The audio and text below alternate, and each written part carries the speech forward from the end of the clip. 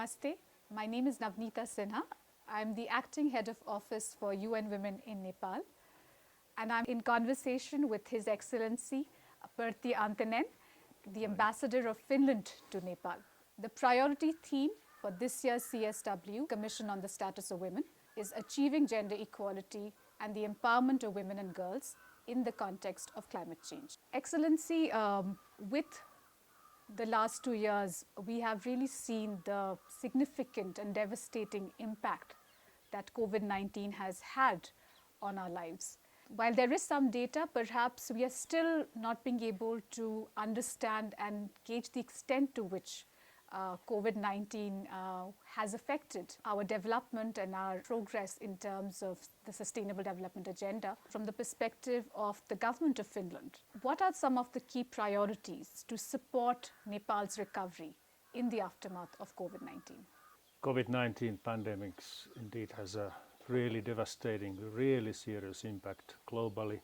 And it is actually like the climate change, I think, who have suffered most are the poor people. So for us, Finnish government here in Nepal, we have been supporting Nepal's sustainable development here, and it goes very well hand in hand when we are talking about how to come out from this COVID-19 crisis. So our support at the moment focuses on 3 pillars. One is water and sanitation. Then primary education, very important for Nepal and of course any country in the world. And the third one, equally important, gender equality. What is needed here in Nepal, what is needed globally is equal participation of men and women in all walks of life. So Navanita, from UN Women's point of view, what should be the priorities for UN Women? How to foster gender responsive action when you are talking about climate change? We all recognize that climate change is not gender neutral, and because of the deep-seated inequalities that exist in our societies, women and girls are the ones who are the worst affected. At the same time, we have also seen with COVID-19, just like other disasters, that women continue to be the shock absorbers for their families, for their communities, for their countries at large. And somehow, unfortunately, women's voice and leadership is still not recognized in decisions on climate change. We have to ensure that gender is mainstreamed across all policies and programs on climate change, adaptation and mitigation, on policies on DRR. We should also be able to ensure that these policies recognize differential ways in which climate change is affecting women and they respond to those differences. And the third is really to ensure that there are adequate resources.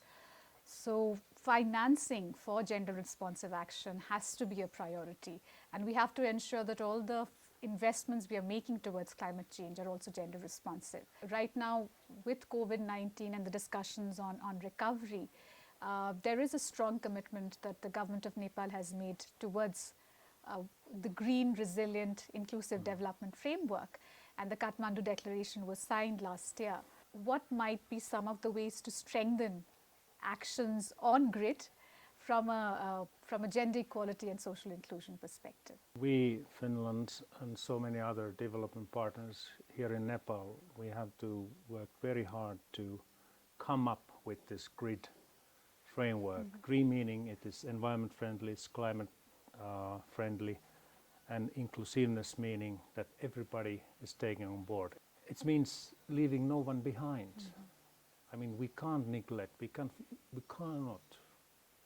afford to forget disadvantaged groups, those who are not traditionally perhaps so much part of this development pattern here in Nepal. And I think women, they play a very key and special role when we are talking about green and resilient development patterns.